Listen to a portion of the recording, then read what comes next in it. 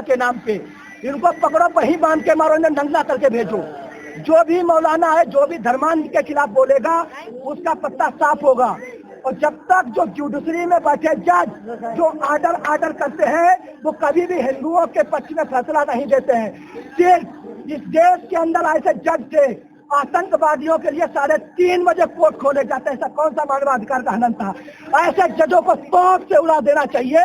और जब तक एक आगे का ध्यान रहेगा, इस देश को हिंदू राष्ट्र नहीं, Bhutan, Nepal, Myanmar, Afghanistan, south Africa, ये जम्मू द्वीप पे भारत खंड नहीं, यह खंड भारत बनेगा। जय श्री राम, जय श्री राम, जय श्री राम, जय श्री राम, जय श्री राम। धर्म बचने वाला नहीं है। तलवार उठाओ अपनी सुरक्षा के लिए और किसी पादरी या चादर पे भरोसा मत करो। दुनिया में पहला धर्म हिंदू ही था। ये सब धर्म केवल दिखावा है। इन्हें अपने धर्म पे खुद ही भरोसा नहीं। जो धर्म पे बोलो सिख मार देते, जो धर्म पे बोलो सिख मार देते। तो इसीलिए पब्लिक को डराना चाहते हैं। इस दो देश को तोड़ने के पीछे बहुत बड़ी साजिश है। तो इसीलिए हमारा आह्वान आप लोगों से है कि सब लोग अपनी अपनी फेसबुक पे, सोशल मीडिया के माध्यम से स्वामी जी के पक्ष में खड़े हो। ये स्वामी जी के लिए नहीं, अपने लिए।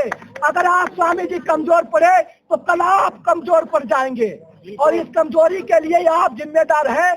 आपकी आने वाली पीढ़ियों के कंकाल रोडों पे नजर आएंगे अगर आज नहीं जगे। बराबर इस देश के अंदर देश को तोड़ने की साजिश हो रही है। धन्यवाद। गलत न्यूज चला रहे हैं, मैं उसी पे कुछ कहने जा रहा हूं कि आखिर हमारे हिंदुस्तान में ऐसा क्यों होता है जो कि सनातन धर्म के ऊपर लगातार ट्रोल किया जा रहा है। और बाबा बागेश्वर धाम के बारे में जो ही खिलाफ आवाज उठा रहा है, मैं उसके बारे में कुछ कहना जा रहा हूँ। भैया, ऐसा क्यों हो रहा है जो कि पूरे हिंदुस्तान में बाबा के बारे में गलत न्यूज चलाया जा रहा है? देखिए, सबसे पहले हम सनातनी लोगों की गलती है।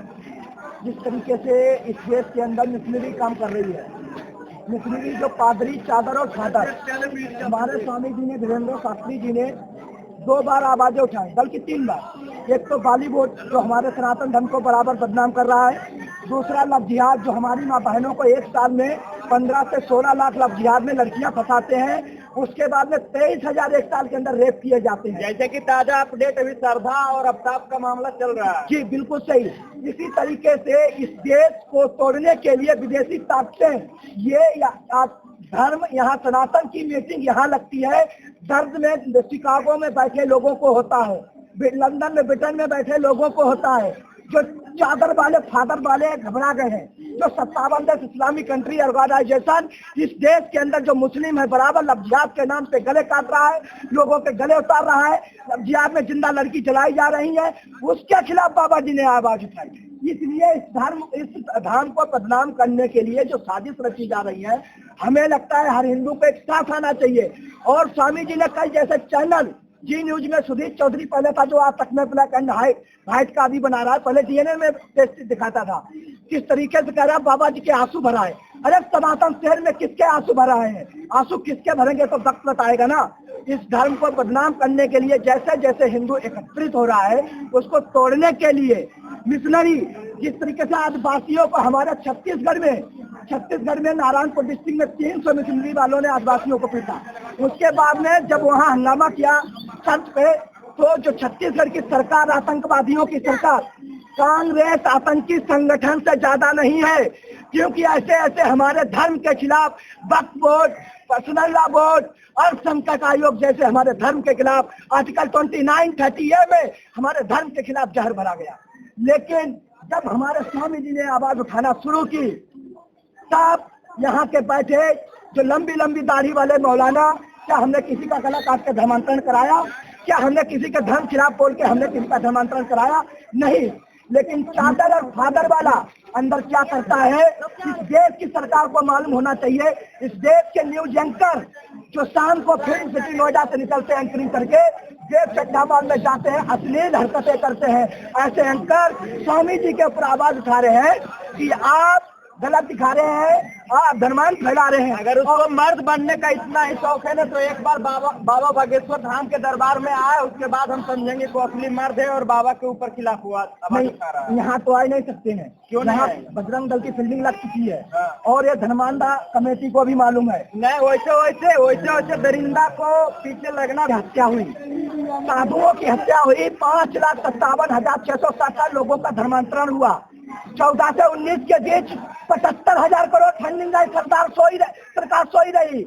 NIH अजित दोभाल चुपचाप बैठे रहे। फंडिंग हुई जब वहाँ पे साधु लोग की हत्या कर दी गई। महाराष्ट्र सरकार में आतंकियों की सरकार थी। इस देश के अंदर ये आतंकी मुस्लिम संगठन है कांग्रेस, और ऐसे ही बराबर हत्याएं होती रहेंगी जब तक हिंदू एकत्रित नहीं होगा। हिंदू बोलना नहीं चाहता है, हिंदू कभी अपनी माँ बहन से नहीं पूछेगा आप कहाँ जा रही, वो कलाबा चंदन लगा के आएगा और यहाँ से लव जिहाद में फंसाएगा सोशल मीडिया के माध्यम से। लेकिन हमारी हिंदू लड़कियों को बॉयफ्रेंड चाहिए, चाहे वो हाफिज साहब क्यों ना हो, कभी कोई नहीं पूछेगा। तब लड़की के साथ कांड हो जाता तो मोमबत्ती लेके निकलेंगे। ये गलती हमारी है, इसके जिम्मेदार हम है, इसकी जिम्मेदारी हमारी है। कभी भी हम अपने बच्चों से बात नहीं करते। वही स्वामी जी कह रहे थे कि लव जिहाद में श्रद्धा के 35 टुकड़े क्यों किए, एक टुकड़ा करके मार सकता था। वो दिखाने के लिए इंटरनेशनल फंडिंग आती लव जिहाद के लिए, हिंदू लड़कियों को फंसाया जाता है। लव जिहाद के 50 रुपए, मारने के 5 लाख रुपए, रेप करके मौलाना कितने सवारी काटते हैं, और इसमें मुस्लिम लड़कियां और हिंदू लड़कियों को फंसाती है। ये अवेयरनेस की जरूरत है। जिस तरीके से चल रहा है धाम को बदनाम करने के लिए, हिंदू सिर्फ दांत दिखाता, अपने धर्म के लिए बोलना नहीं चाहता है। हिंदू अपने धर्म की ही बुराई करता है। हिंदू ऐसा कोई घटिया धर्म नहीं है जो अपने धर्म को गाली देता है। और देखिए जो 20% है जो हिंदुओं के हत्यारे जो सरकार चला रहे थे, हिंदुओं के हत्यारे सरकार चला रहे थे, जिस तरीके से हिंदुओं की निर्गम हत्या की जा रही थी, कोई बोलना नहीं चाह रहा था। जुडिशरी में बैठे जज दिख जाते हैं, आतंकवादी जज हैं।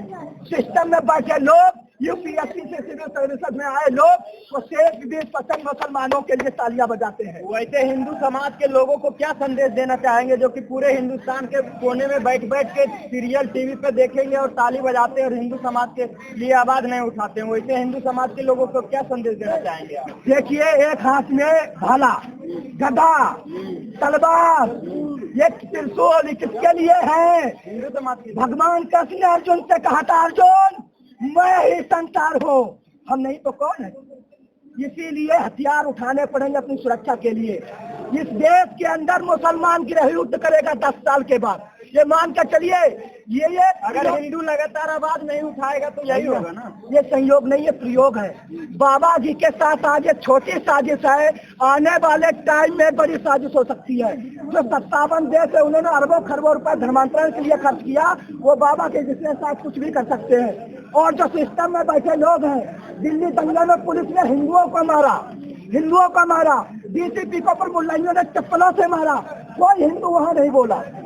ये चल रहा देश के अंदर, पुलिस प्रशासन तो हिंदुओं को मारती है। और हिंदुओं का एक करने के लिए जब सनातन बाबा ने आवाज उठाई तो इन लोगों ने क्या किया, बाबा को प्लानिंग बन चुकी है। आगे देखो, ये धर्मांध कमेटी जो कुत्ते हैं विदेशी झंडी लेके, ये मियाँ एक साथ निकलेंगे।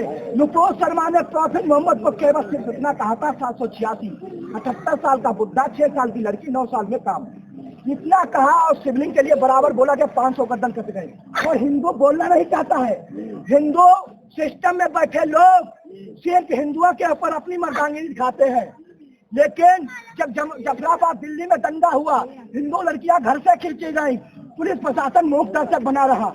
आपको अपनी सुरक्षा के जिम्मेदार खुद है। और ये स्वामी जी बार बहाना आश्रय कर रहे हैं। ये आश्रम नहीं, ये काशी के बाद में सनातन को जगाने के लिए दूसरी राजधानी है।